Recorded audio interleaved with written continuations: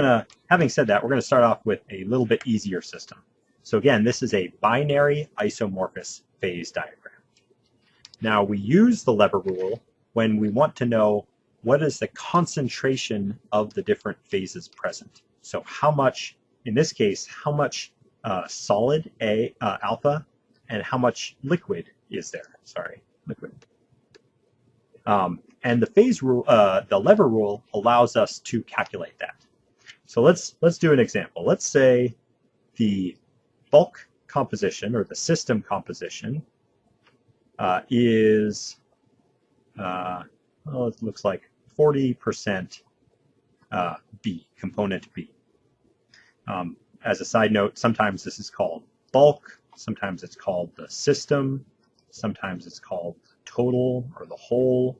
In all these cases, we're picturing a system being a box that we have some material in. We want to know what is the composition of everything in that box.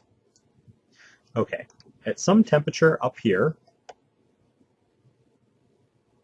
we are in the two-phase region.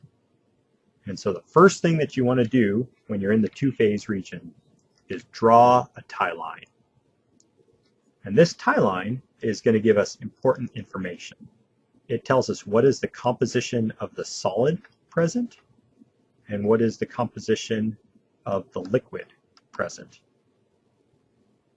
Okay, in order to apply the phase rule, we need all of these numbers. So this liquid looks like it's about 50% component B.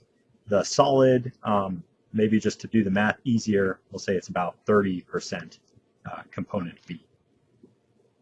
Okay, so to apply the phase rule, I need to know three things. I need to know this overall length, I'll call that C.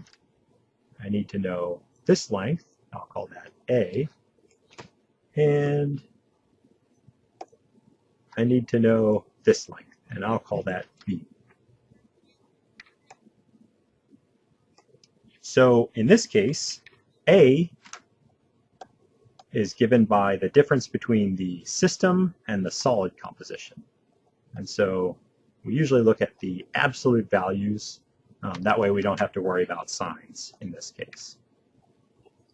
So the system composition I said was 40%. Let's start to use fractions or decimal fractions, because that's a little bit easier.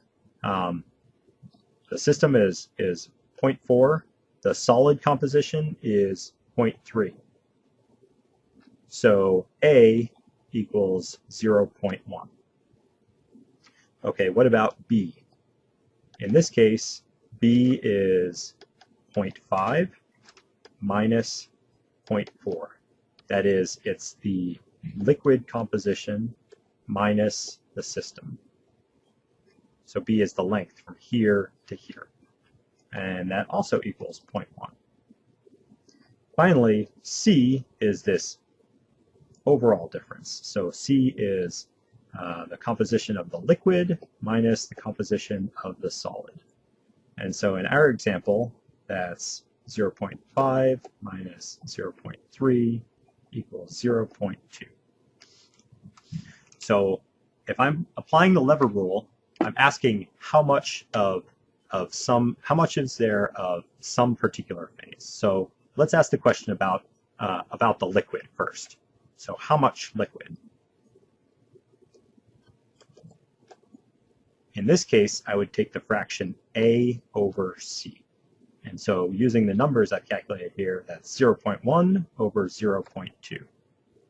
And so there is 0.5 or 50 weight percent, mass fraction, sorry, of the system is liquid.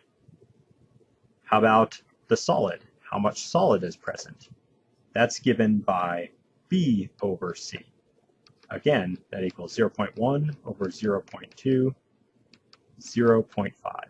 So what I've said is for these numbers, there is 0.5 mass fraction of liquid and 0.5 mass fraction of solid phase alpha present. That's about right because this line is about in the middle of my composition. In reality, this number probably was a little bit higher than it should have been. But this is how we apply the lever rule.